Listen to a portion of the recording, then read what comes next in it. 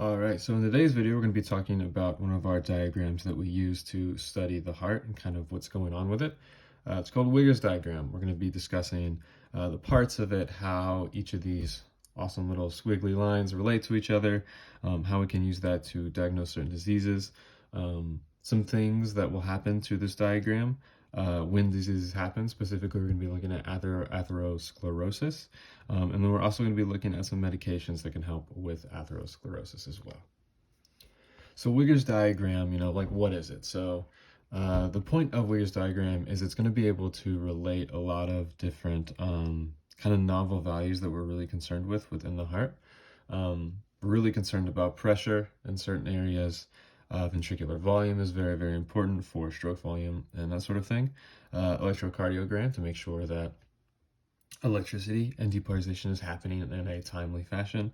And we also have sounds, heart sounds, which aren't that, not that important. That's probably the wrong word, but we're not really going to be focusing on that today.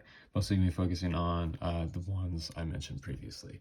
So we'll start bottom up and then we'll kind of come back through and relate all of them together. So first one, we have our electrocardiogram, which is this little green line. It's labeled nice and right here. You're going to see that P wave, the QRS complex, and then that T wave. So our P wave is going to be the atriums depolarizing. So as you see, we have this little blank line here. We're going to hit that SA node fire. P wave is going to go off. And we're going to have this little delay between we actually get to that complex. And that's where we're going to see that AV nodal delay like we talked about in a previous video. So you have the atriums depolarizing, that little break, AV nodal delay. Then we're going to see the QRS complex, which are going to be a few different things. Specifically the Q and the R, that's going to be where we see bundle branch depolarization. So this is when the signal is traveling down the septum of the heart. And then we're going to get Purkinje fiber contraction, or not contraction, but Purkinje fiber depolarization from the R to the S complex. This is what's causing your ventricles to contract. This is what the Purkinje fibers are the ones wrapped around your ventricles. We then get this little latent period and we hit our T wave, which that is just our ventricles repolarizing, getting ready to fire again. Moving up the list, we're now going to examine volume, specifically ventricular volume, since atriums don't really hold a lot of volume most of the time because most of our filling is going to happen passively, just of blood flowing straight into the heart and kind of straight through the atriums. So we're mostly concerned with ventricular volume because it's going to help us out with cardiac output and specifically examining stroke volume. So if we start at the top here, we have our little peak here. So this is kind of when we're at the peak volume of our ventricles, which is going to be around 130. We then see this nice little dip here, and then we go back as they start to fill up again. So what this is basically saying, what this means is you have the uptick in volume where we're right about to contract, and you can see this aligns pretty much right with the RS complex, or right with that Purkinje fiber depolarization. So we're going to see it get kind of max out here and then fall off. And so what's that showing us is that when that ventricle contracts here, we're seeing that blood being pushed out. So our volume is going to decrease until we kind of plateau. So we've hit that sort of maximum squeeze and we've gotten all the blood out. We're going to kind of bottom out here. And then again, once kind of the atriums, we restart this whole process, we see that uptick in ventricular volume again as they just start to fill up. Next, we'll move up to ventricular pressure. Ventricles are very popular in the heart, as you can probably tell by a lot of these videos and things that you may read online. But we'll start here. Again, kind of sitting at that steady state. We're going to get a tidy bump up here, and that you can pretty much align with our atrium contraction, our atrial contraction. The atriums are forcing kind of the rest of the blood into the ventricles. So we are getting most of that, filling from just passively around 70 to 80%. But the kicker is going to be getting that extra in. So we see just a little bit of uptick of pressure. And as you can see, as soon as that kind of contraction stops, it's falling off right back again. But as you can see here, as we get to that RS complex down here at depolarization, we're going to see a massive spike in ventricular pressure. And that's because our muscles are actually producing force. So we're taking our ventricles, and if you can imagine, this is our little ventricle balloon. It's got a nice and full of blood here. We're pretty much taking that hole and we're decreasing the size of it. So it looks more kind of like that. Again, not an artist, so bear with me, but you can see that, we have a lot less space to deal with all of the same volume. So that's going to cause our pressure to spike significantly. So we see that continue to climb until it kind of hits this peak. And once again, you can see that it doesn't really start to decline until you look down here, the ventricular volume, till we kind of bottom out.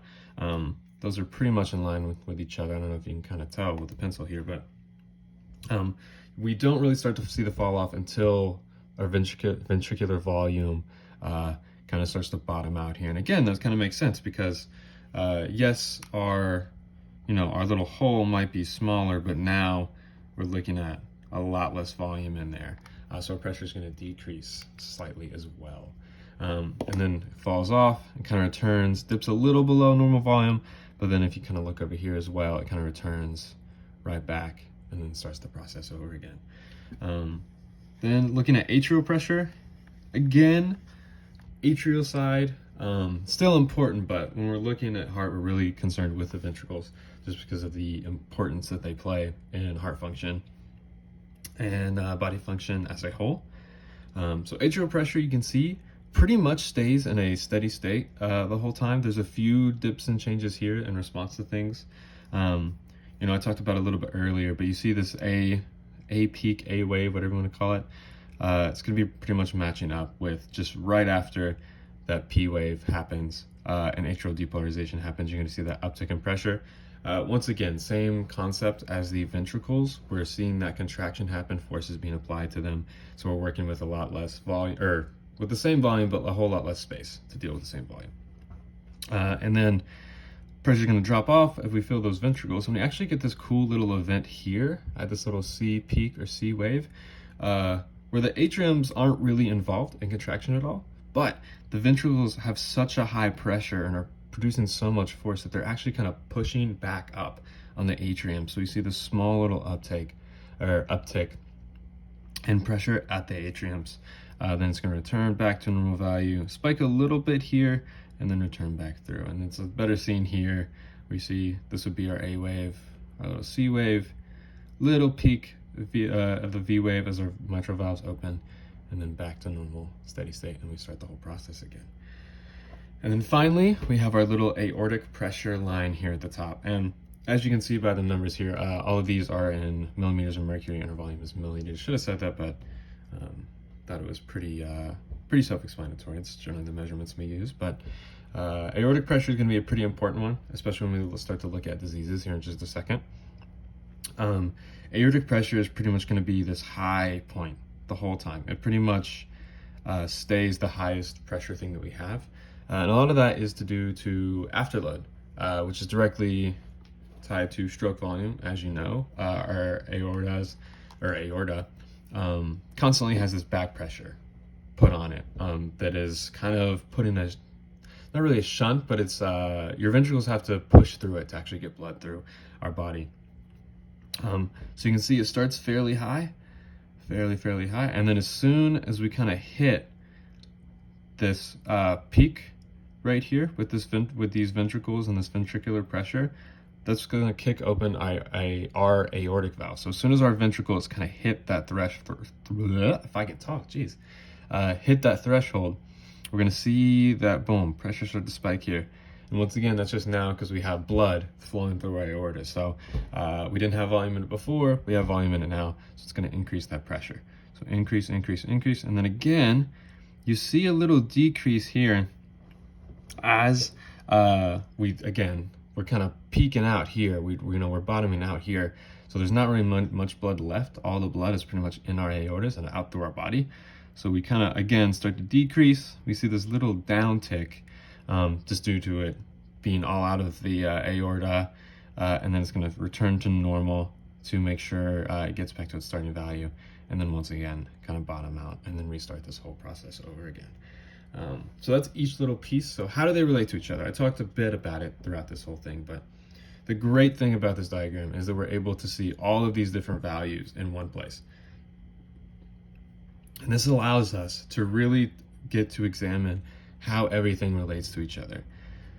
So we'll start with contraction, or depolarization.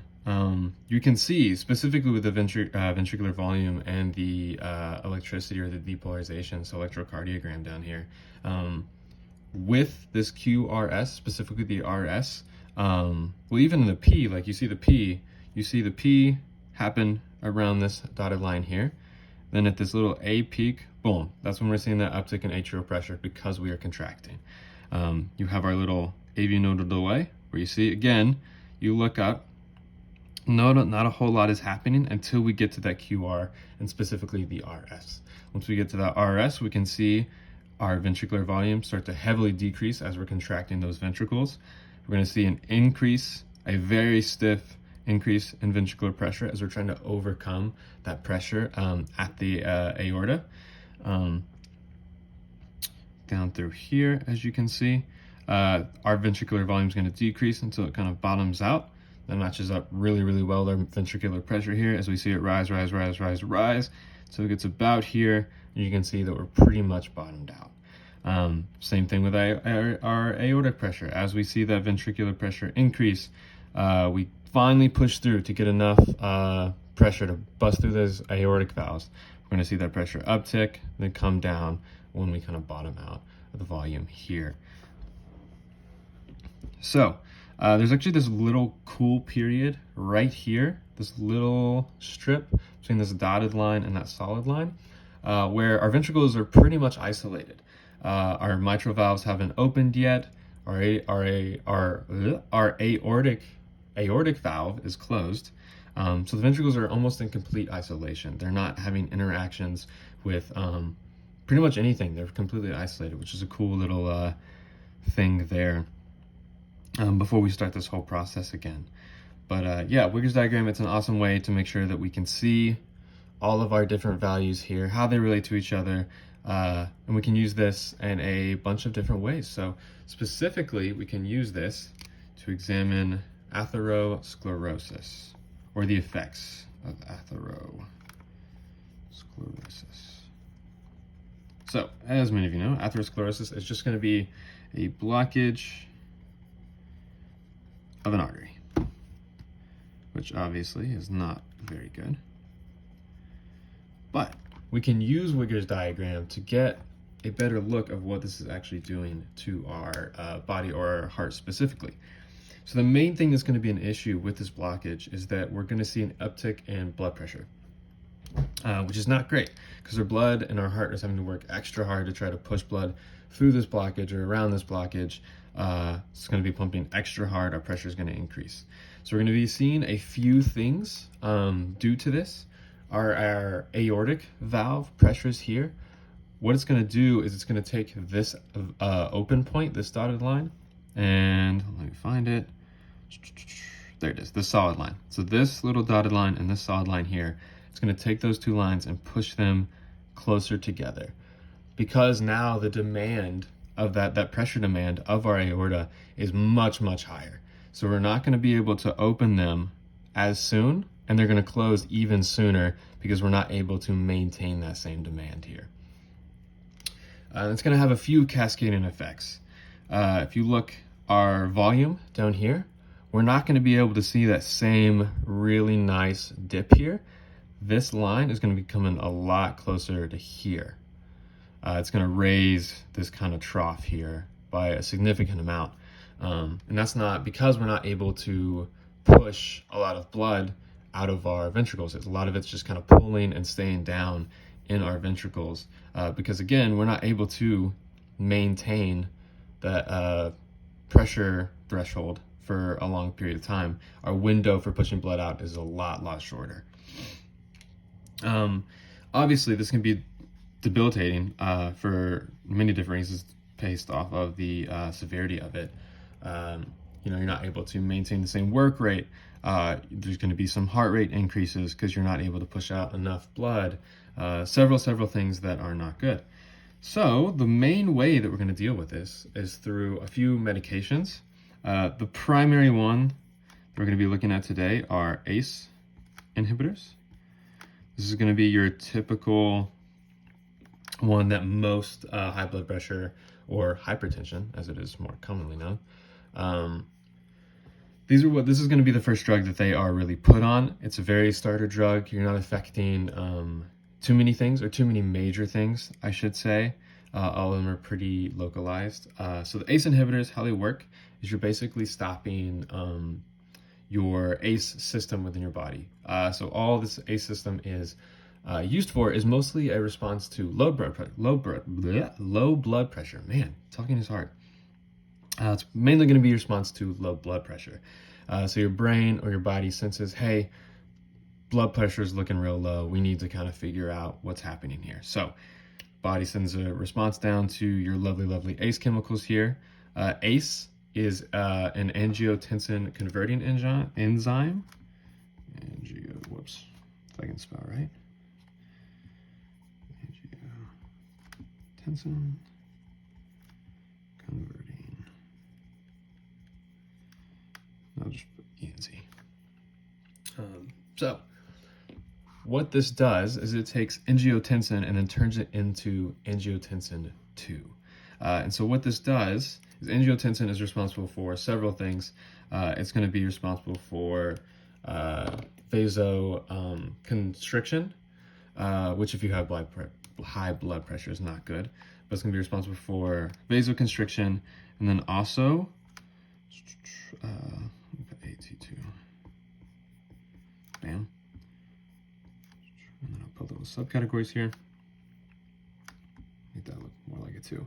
What it's going to be responsible for is saving our blood pressure. So we're going to see, like I said, a few times, vasoconstriction. And sodium and water retention. So if you have low blood pressure, these are great. Vasoconstriction is going to make sure that we're increasing that blood pressure to make sure that we're still maintaining our cardiac output. We're not, at risk of fainting. And this sodium water retention is going to be semi-longer effects. Like, it's not going to be more instant, kind of like this vasoconstriction is. But this is going to help increase your blood volume, which again is going to increase your blood pressure and make sure that we aren't at risk of fainting. So obviously, if you have a patient with high blood pressure due to atherosclerosis, one thing that we're going to put you on is these ACE inhibitors. So ACE inhibitors are just going to make sure that angiotensin isn't able to become angiotensin 2. And that's going to stop. We're going to have a stop to vasoconstriction. We're going to have a stop to this retention. And that way, we're not seeing vasoconstriction when we're not needed. So we're going to have way less vasoconstriction, which means that our blood pressure is going to go down, but we're going to see that widen back out again, and by proxy, that trough to maintain or get back to where it was before, that low kind of trough here. And then with sodium and H2O retention, we are decreasing preload because we are decreasing blood volume by a little bit. It's going to make it's a diuretic, so it's going to make you pee out all your water pretty much. So we're going to see then slight decrease of this overall value here, just because we don't have the same amount of blood to push out. But overall, ACE inhibitors are a great way to deal with atherosclerosis and some of the problems that we can see with it. It's a starter drug, and many of you may know people who are on them because they're quite easy to use. But as we've kind of demonstrated in this video, Wigger's diagram is one of the best things that we can use to examine the heart, make sure it's working correctly, how we can relate different things to make sure things are happening in the order that they should. It's just an overall great diagram that we can use for a variety of different reasons.